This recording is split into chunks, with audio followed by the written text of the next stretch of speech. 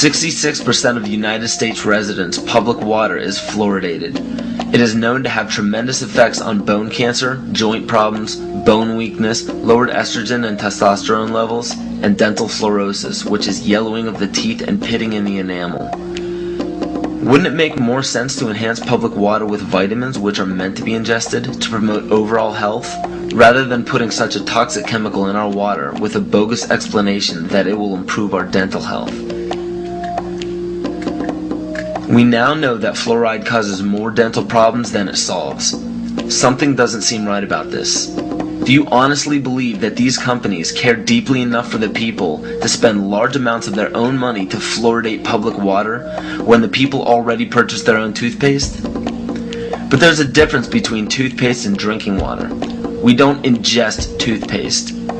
If you go to any hardware store and look at any rat poison product, you will only find one ingredient: sodium fluoride. It is the most toxic ionic molecule outside of potassium dichromate. Now Dannon, along with other companies, have begun fluoridating bottled water. It is becoming increasingly difficult to get away from. And the fact that fluoride is also used in many prescription antidepressants shows that it eliminates aggression and motivation in people.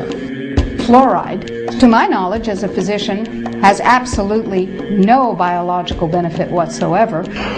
But one of the significant things is that the Russians carried out all sorts of experiments on the people living in the Gulag. One of them, of course, was to fluoridate the water. Why?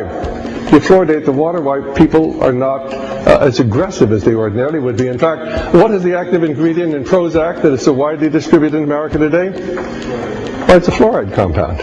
And now, we are finding that public water nationwide is showing up with arsenic, lead, cadmium, and thermonium, which is a radioactive form of lead.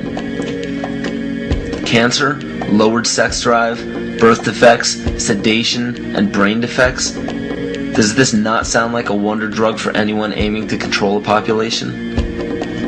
It's quite astonishing, Paul, the degree to which environmentalists have not been educated about fluoride. You know, people have an unconscious trust in their doctor or their dentist, and if you can persuade doctors and dentists that fluoride is safe and good, then you're able to reach the rest of the nation. People believe their doctors and dentists, and that was a way of promoting fluoride for Bernays. Fluoride was killing their cattle, destroying their crops. Fluoride given to rats had produced bone cancer and liver cancer, and that those results had been doctored to make it look as though fluoride hadn't caused as much cancer.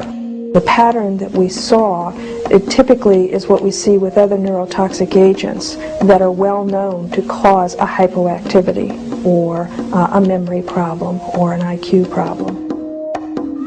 When I first presented the results of these studies, one of the individuals sitting and listening to the results, he says, "Do you have any idea what you're saying?" And he says, "You're telling us that we're reducing the IQ of children." And basically I said, yes.